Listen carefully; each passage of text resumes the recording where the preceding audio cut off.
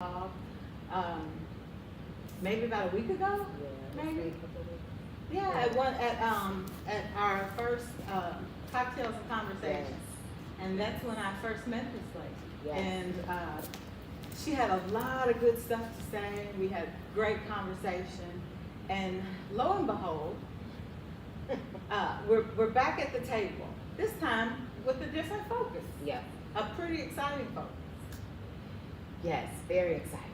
Yeah. So, why are we here? What are you about today? First, I want to say thank you for inviting me to the table. We're here because I am a candidate for Kentucky State Rep District 44. Exciting.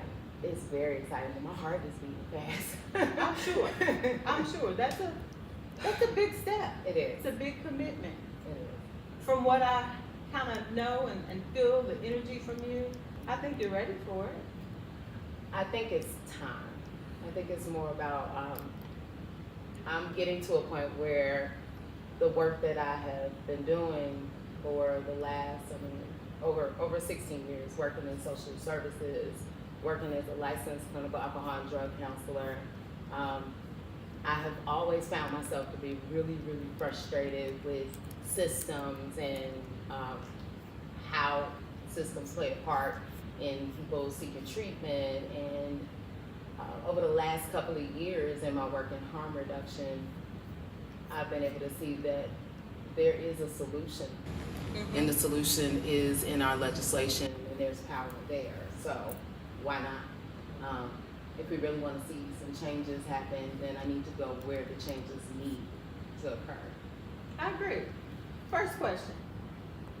Are you from Louisville? No, I am not. And thank you for jumping right in there. I think it's a great question because I think curiosity is piqued. Mm-hmm. I'm not from here, and Louisville is so family oriented. Mm-hmm. So everywhere I go, someone is related to someone.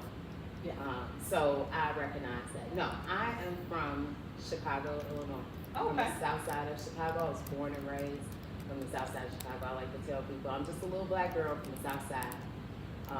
I moved here back in 2008 with my family. And although my family status is not the same, mm-hmm. I chose to stay here. And one of the biggest reasons why I chose to stay in Louisville is because of that feeling of family. Mm-hmm. Mm-hmm. Going to different events with friends that I have now gained as sisters and brothers in my community. I never felt like I was an other. I never felt like I was an outsider. And I always like to tell people a storytelling actually. Mm-hmm. I like to tell people a story about one of the biggest impactful things that happened to me moving here was back in 2008 when I moved here. My daughter was going to Shacklett Elementary School. And my first thing was I had to recognize when I got here in August, school had already started here. Oh, okay. Yeah, so school had not started in Chicago. It started after Labor Day. So I got here and Shacklett was going to be my area school where I was going to be living. And my daughter went to school. She was in 4th grade, I think. I can't remember completely. But she went to school, and after the first couple of weeks, I got a phone call from the school, and they were very concerned about her ability to comprehend and understand. And they brought me in and said, "This is what we're going to do. We got a plan." And I was amazed.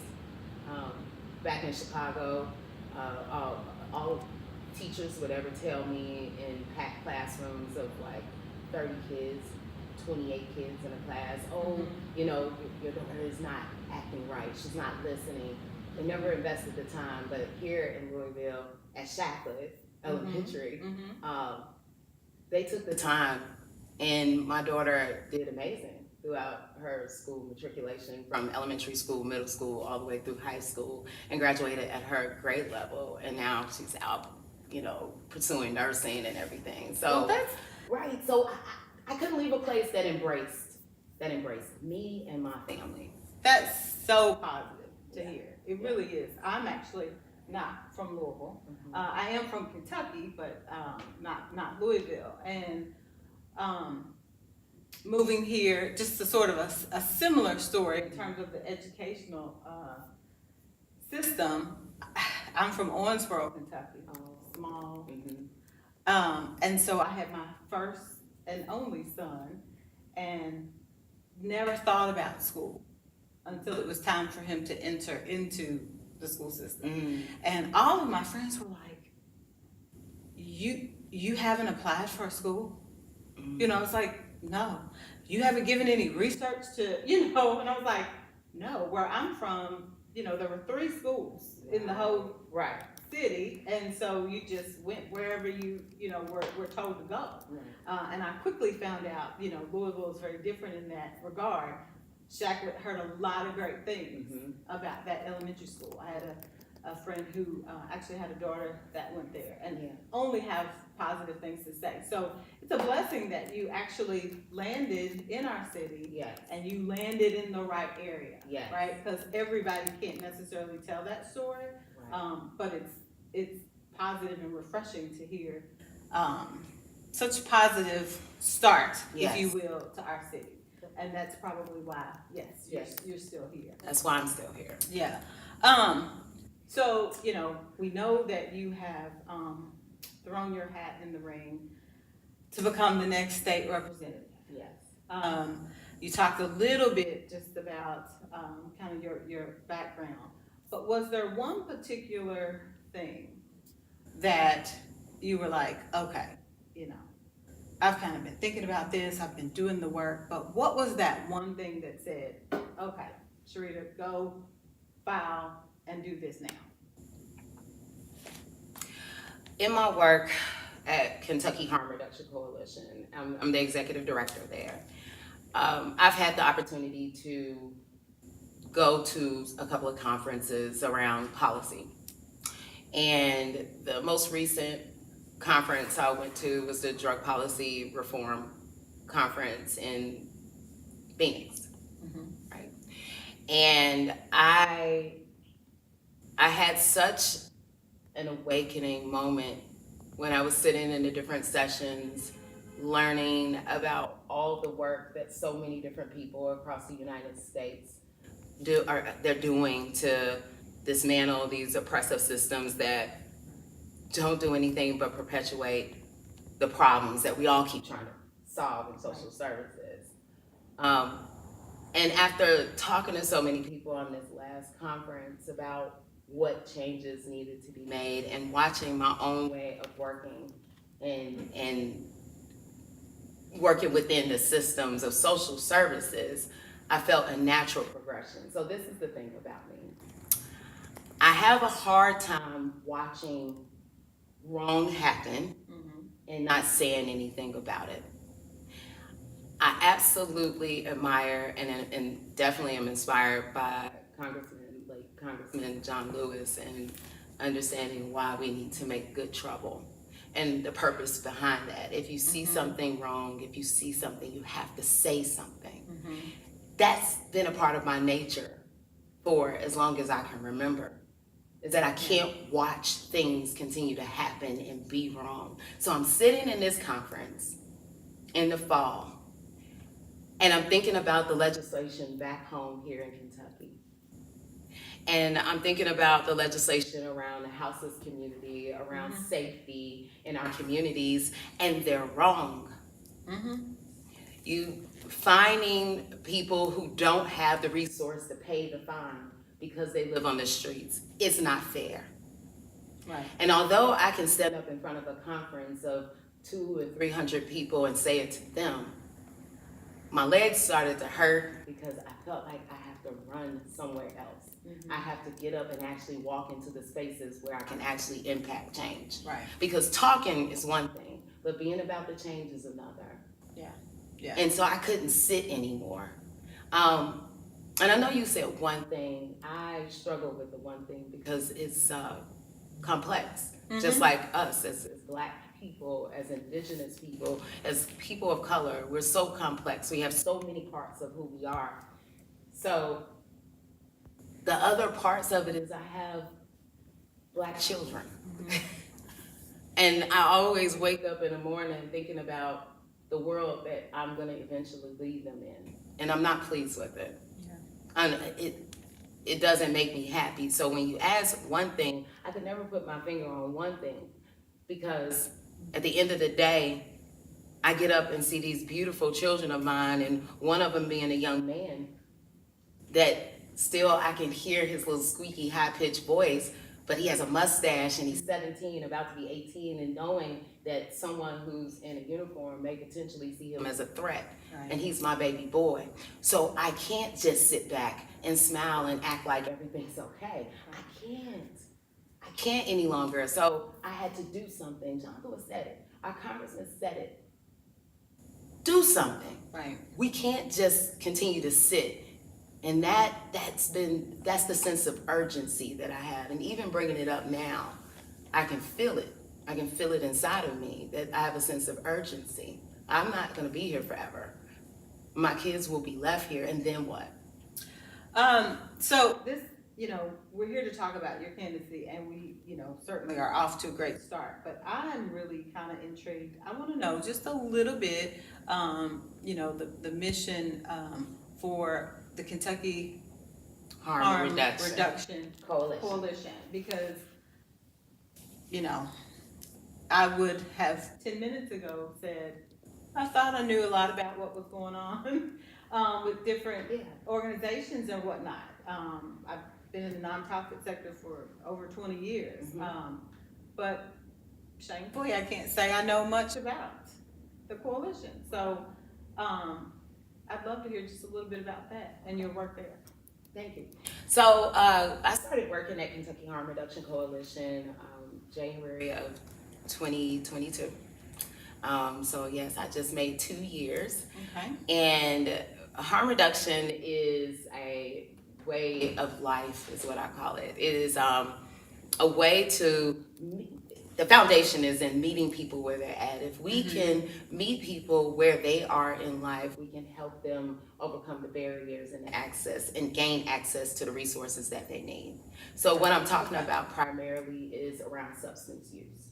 Okay. We know about the opioid epidemic. It's been going on for a very long time.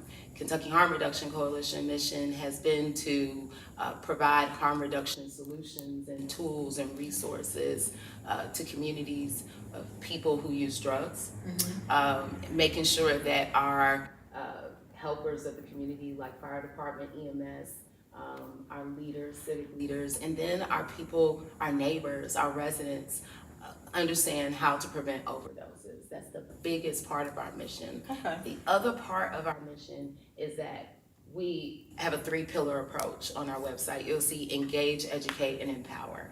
We engage communities at whatever space they're at. So we'll take our mobile units and go out into the community and provide education on safe use practices. Now, I want to pause here because in our community, a lot of people have leaned into stigma and messaging that's been harmful. So the first thing a lot of people think of when they hear harm reduction is syringe services.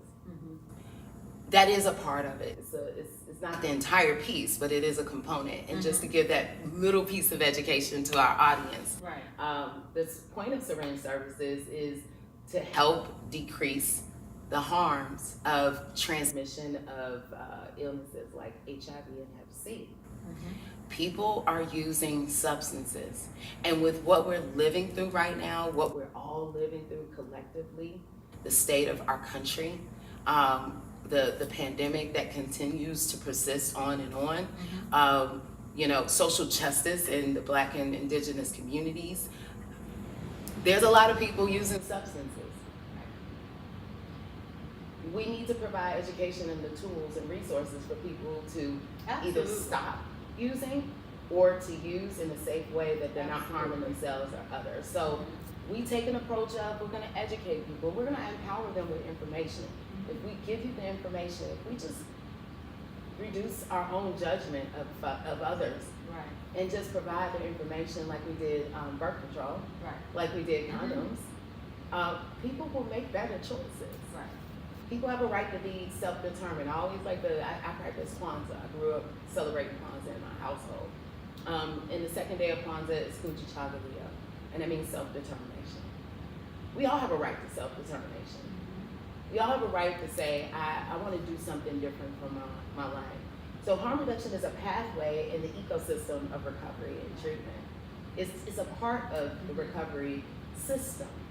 It's just that we don't respect it because we prefer to look at substance use as a choice and people should just not do it. Or yeah. And I Or say, bear the consequences of it. right, but is that fair? We live in a country and we live in a society where they throw it in our face. One of the airports that I struggle with like creativity wise is our airport. And the reason why I think about it like that is we have such high rates of substance dependent issues like drug and alcohol use and driving. So driving under the influence. But we promote alcohol all over the place. And I don't think that's very responsible, right? And we go into our airport and that's all we see is we see our bourbon. And don't get me wrong, I love me a nice old fashioned, right? At the same time, we're able to accept this form of substance use that's killed a lot of people, but then we look at everything else and say, well, that's bad. And we shouldn't do that. Because we put it, it's this drug culture. So at Kentucky Harm Reduction Coalition, we don't discriminate between substances. All substances are alike. If you were to tell me that you take Tylenol every night for your headache, I would look at you and say, That's harmful. Exactly. Yeah. I would yeah, say I that's get it. harmful. I Hey, get have it. you thought about talking to your care provider and checking to see if your blood work is okay, or if you've been drinking enough water, if you aren't eating right, or you get enough sleep, right? We don't think about it like that. We don't think about all the ways that we are reducing harm all day, every day. Did you wear your seatbelt? Yeah. That's a form of harm reduction. Let me ask you this. You win the seat as state rep for District 44. How does this help you move this platform or and I'm going to say your platform, I'm saying that loosely because correct me if this isn't necessarily one of the pieces of your platform. So I'm not marginalizing you to this. Well, I appreciate that. Right, but even if it was just this, this is huge, right? So I'm not saying that this is it. So, but overall, as the next state representative, where would Where does this go? where does it go? Because you're already passionate enough. Yes. On this level that you're on now. Just so I could imagine with more influence, where could you go? So that's a great question. I know my mom was asking me when I finally told her that, yeah, this is what I'm going to do. She said, you do harm reduction. I said, exactly. I got excited. I said, that's the key. My platform is people over policy. My platform is people over policy because our policies are harmful because they don't center people. Our policies center oppressive systems and control. If we were to actually layer a lens and view our policies as we want to reduce the harms that law enforcement has inflicted, now we can have a better conversation. Because now we're looking at policies, we're looking at the legislation and saying what needs to be modified. Right. When we say we want to improve our healthcare system, well, let's look at it from the lens of harm reduction. How are we reducing the harms to the communities that are most impacted? If you're saying that Black and Indigenous people are suffering from greater negative outcomes in health disparities, then what are we doing to center them? And does it say it in policy? If we're concerned about incarceration rate, Let's look at the policies.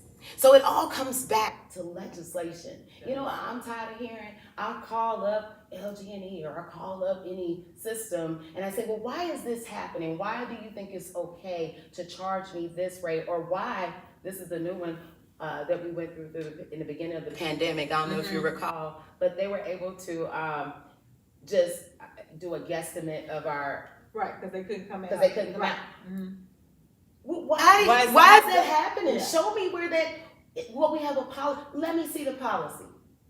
And tell me how that doesn't, how are you being fair to me as a resident? If you say that you care about your residents, if you say leaders, civic leaders, that you care and that you have the humanity behind this, then show me in the policy where you layer that, right? Where you focus on people. So it all starts with us. Once I figured that out, and that maybe is that answer to the question, is the aha moment, it was, we're not centering people. Everyone has, I assume positive intent. We have all these senators and these state representatives that's sitting up here on these high seats, right? And they want so bad to do what's good. And they believe that they're doing good. Unfortunately, a lot of them have never experienced some of the things that I've experienced, or maybe you have. So how do you create policies and legislation around things that you have no idea about? That's true. So when we can center people, when I'm sitting in a seat like that, when I'm sitting in a seat where I can make the changes, it's not about me. We got an opportunity to bring the people to the table who need their voice there. And that is what elevating me is going to do. It's not going to just be me. Sometimes you just kind of got to just take that breath. Yeah. I think right now would be a great time for us to take a small commercial break so that I can gather myself, because I kind of almost just want to reach over and hug her. So we're going to be back in just a second.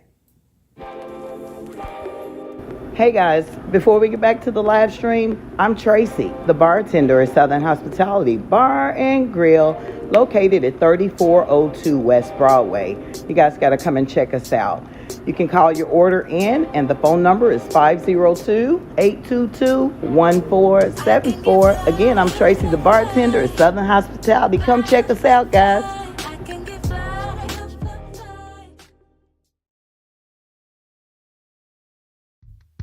Imagine a place where every sip of coffee stirs the spirit of community, where every conversation fosters change. Welcome to Black Coffee Cafe, and we're inviting you to join us on an empowering journey. Hi, my name is Ronielle Smith, owner of Black Coffee Cafe.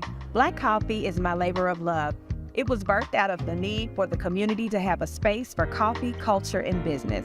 It's a place for community leaders and members to come and facilitate change, network, and exchange ideas to help build a stronger, more thriving community.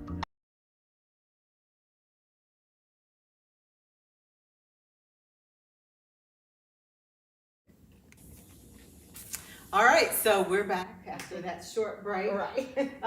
And I've inhaled and exhaled about 12 times, and I'm ready to jump back in with Ms. Shreeta Waldon. So tell me a little bit about your campaign, your group, your team. So, yes, I prefer to call my team my tribe. Okay. My tribe. And the reason why is, first, I don't like the idea of campaigning. I don't like to rally around something and just throw up all these flags and cheer on a specific situation. And it feels icky to me. So I like to center what is more traditional for me. And I chose to go with tribe. And the reason why is I grew up in a very Afrocentric household. When I started locking my hair, it wasn't a trend. The only celebrity that had locks was Whoopi Goldberg. And so when I would get made fun of, or people call me Whoopi, and Whoopi's a beautiful woman, and some people may not agree with that, and that's fine. But I didn't grow up with people seeing this as so great as now you see everyone is natural, and I love it. But my parents were very much proud of who we are as a Black community and people. And I always like to tell people that I didn't just, I don't have daddy issues. I had 3, right? My biological dad was he's a Vietnam War vet with the Marine Corps, and he passed away. But my dad, God love him, he went over into Vietnam as a 17-year-old man and came back addicted to heroin and cocaine. And that was my mom's first love. And she tried to stay within that marriage, and it didn't work because she wanted to do more in her life. My dad eventually did get his life together, and he died with 10 years sober. But that was my biological dad. And although I didn't grow up with him, I had 2 stepfathers. And my sister's dad, he's a minister. And then my stepfather, my most recent stepfather, both him and my mom are retired Chicago police officers, detectives for homicide and violent crimes. My stepfather is also a Black Panther Party member. I grew up being very much militant in a militant household, and a village raised me. We celebrated Kwanzaa in our home. There wasn't Kwanzaa events. The event was my home. Right. It was, that was natural. Yes, it was natural. Yeah. So when I started thinking about what is it gonna take to make sure that we get into office, because again, it's not just me. I get into the office, my tribe and the people that I represent in the community are coming with me. No questions asked. That's how it works, because it's about us in the community. And my tribe is a rainbow of people. So a lot of people, they see me and they're like, gosh, Afrocentric shoes. Yes, I love my culture. I'm gonna always represent it. But I'm absolutely a huge follower of another one of my ancestors, Fred Hampton. Fred Hampton believed in power to all people. And he has many clips out there where he says power to Black people, power to white people, power to Latino people. All of us have the power to create the change that we need and want for our communities. And he's the foundation of the Rainbow Coalition. So my tribe is a rainbow of a collective group of people who want change. How dare I label that group of people with just campaign? It doesn't end once I'm in office. We gotta keep going. Yeah. So does it, so now, you've got my curiosity up as to what that looks like, because, to be honest, it's campaign season, that's kind of one of the reasons we're sitting here, because what I want, as well as, the, Stay live stream, what we want is to make sure that we're able to bring candidates before the people, because I'm not gonna say in the past, because the past is not so far. Exactly. It's just yesterday. What we've been used to is that typical campaign. It's time now, we got to think about it for the next 45 days or whatever, and then we go and we just hope something happens in a good way for us, right? Well, I think those days have to come to an end. Oh, absolutely. We literally have to now be very thoughtful and truly choose the person we want to, at this point, choose someone that will go and represent us. To your point, I want people to look up the definition of a state rep. A state rep is supposed to be a representative of the community. It's a person from the community. I want you to next think about the people that you put in office and the people that campaigned and raised all that money. And I want you to tell me if you've got a return on your investment. We got to take a little bit of ownership on this. Right. If you look at the job criteria, did they follow it? Yeah. And for state rep, it specifically says that this is a person who is of the community and from the community. So my question comes back to, our community. The other piece to that is that a state rep and any other rep should not be doing things by themselves. So someone come and ask me, hey, Shreeta, what are you gonna do about this? It's not a what are you, Shreeta, gonna do, it's what are we gonna do at the table? Are you gonna come sit at the table? Did you look at the policy? What parts of the policy are you recommending? My belief, let me back up. I moved into harm reduction, and I'm glad I did. Been a licensed clinical alcohol and drug counselor, and I've been in traditional treatment settings. The foundation of harm reduction and its principles actually come from the foundational groups and beliefs of like the Black Panther Party and the Young Lords. And if you look back in any other social justice movement, and when you look at the foundational principles of harm reduction, one of the principles that I absolutely love is that the people with lived experience, people who have been most impacted, should be at the table making the decisions on what needs to happen in policy. Right. Do we have that today? And that's the question that bothers me, is that we cannot sit back and say that we actually have people at the table, and even people that look like us, because let's keep it real.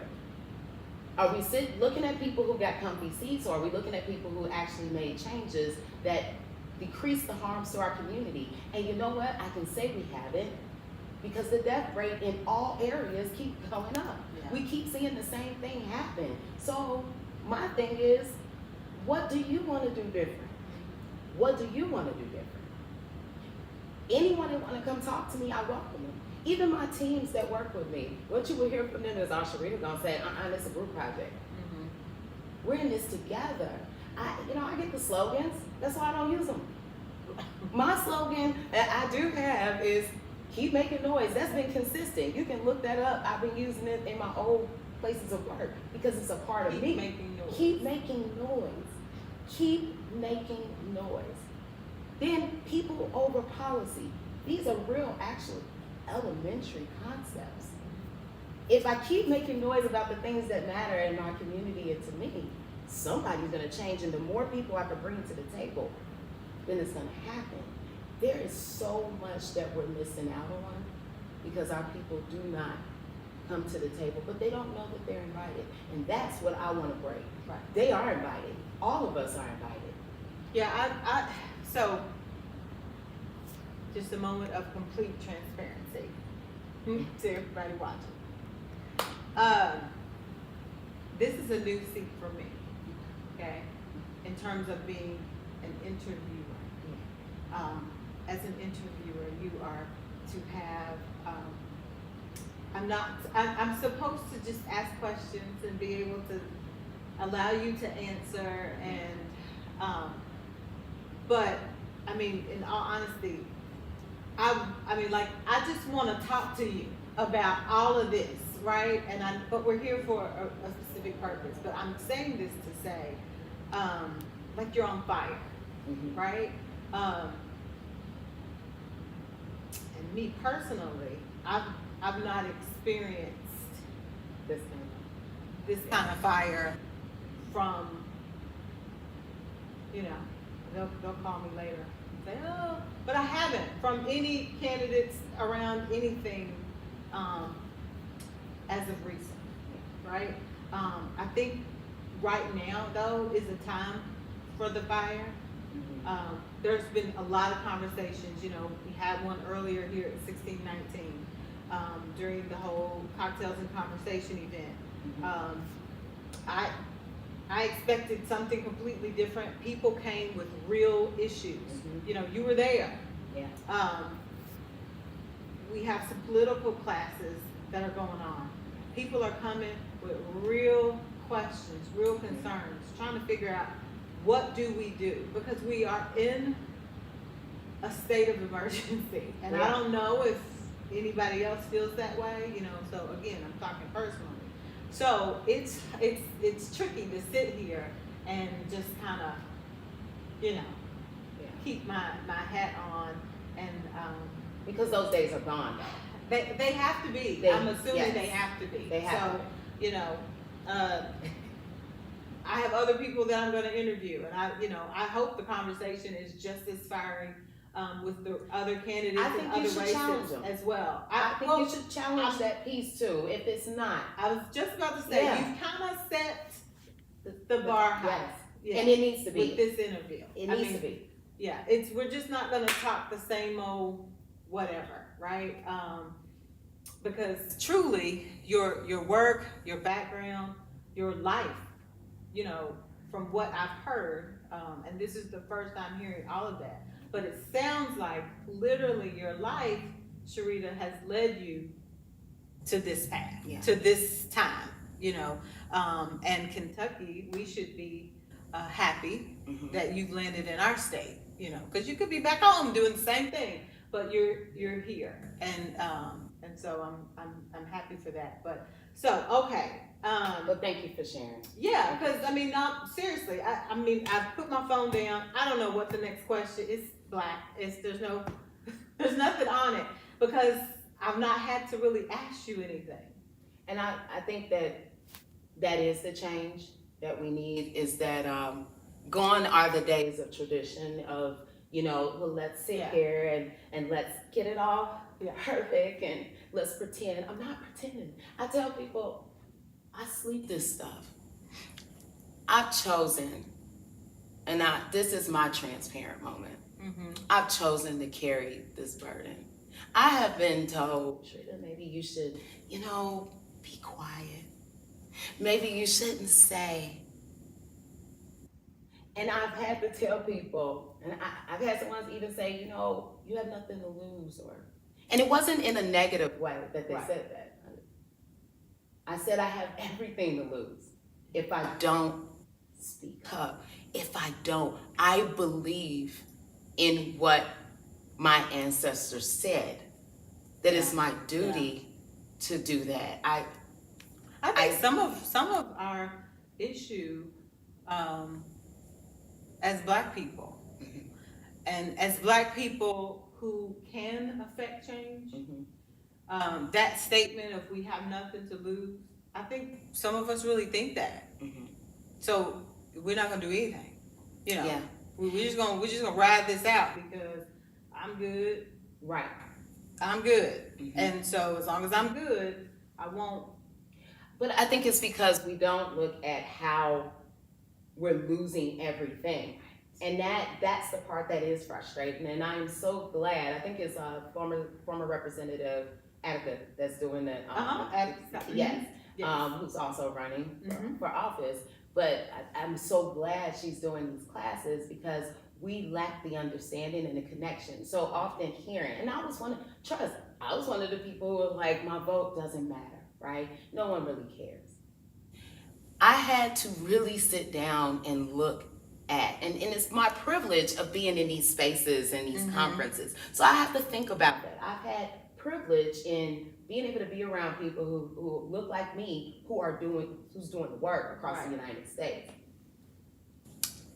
And once I became really aware that I have way more power, and the reason why people are fighting so hard to remove my voice, to diminish my energy, and to quiet me is because of all the power I have in myself. Come on now. All the Black people that I meet, I'm like, we got so much power. Do you not understand that people would eradicate us because of all the power that we do possess? Imagine if we sat down and we really understood how to use it. We can protest in the streets. We can. Yeah. But we're about to go to... So, on that thought, because that's going to be that's going to be a whole nother conversation. So, we're going to take one more break. Just a short break, and we'll be right back. I just want to give a little bit of my testimony about... Hello, my name is Mariam Muhammad, and I am the owner and director of Youth Outreach Intervention Center.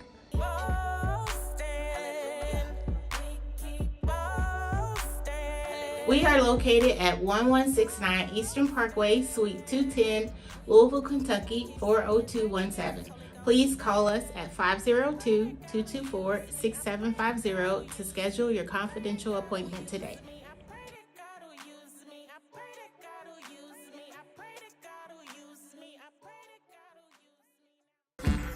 Hi. I know you want to get back to your live stream, but I want to take this minute to talk about Images by Patrick. Hi, I'm Patrick, and I've been a professional photographer for over 25 years, specializing in actors' headshots, professional headshots, family portraits, and much, much more. You can find me at www.imagesbypatrick.photography or find me on Facebook at Images by Patrick and get your image on. Now, back to your live stream.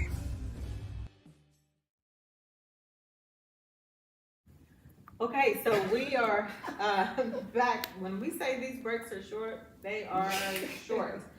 We did have a question that was online about what encompasses District 44.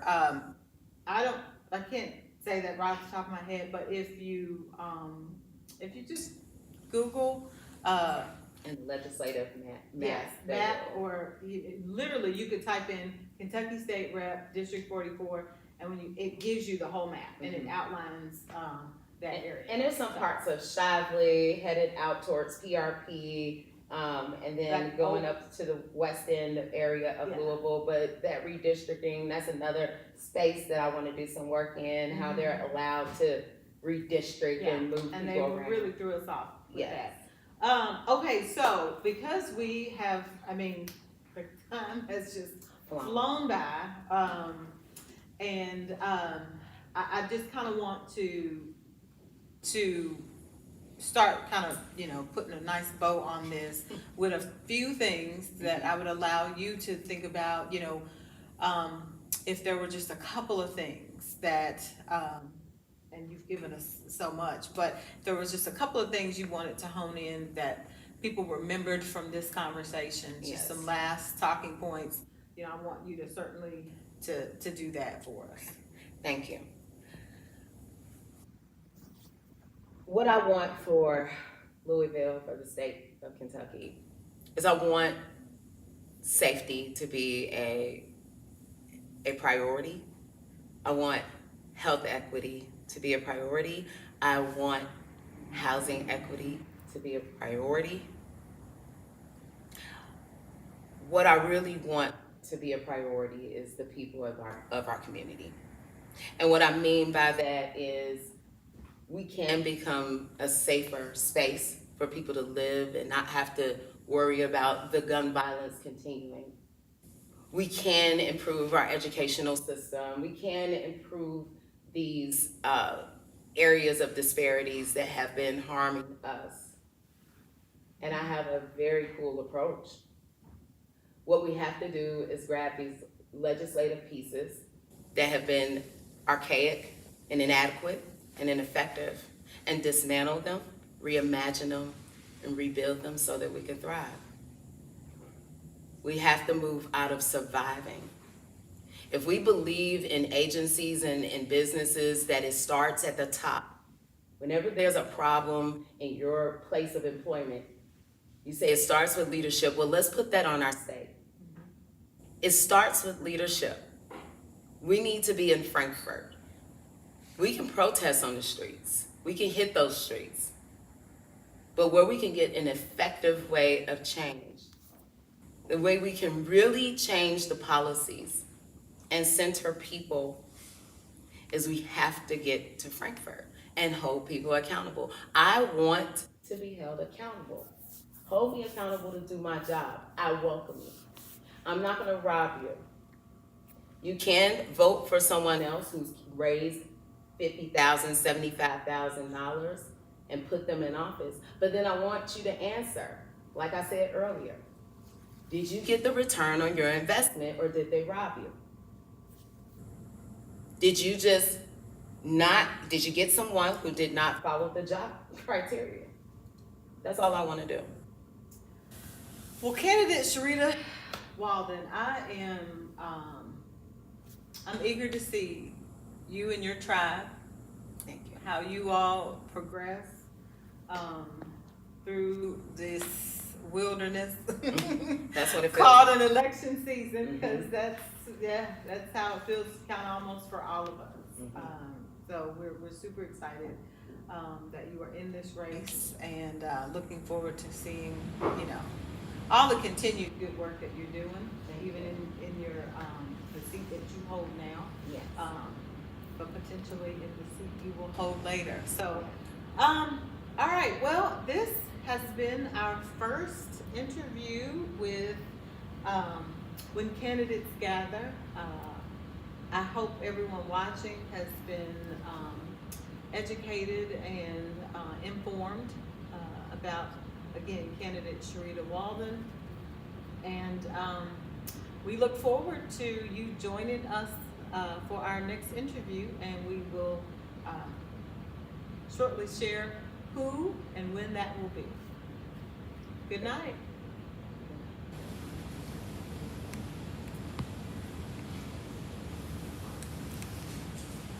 Si no haces nada más. Si no haces nada más. Si no haces nada más. Si no haces nada más. Si no haces nada más. Si no haces nada más.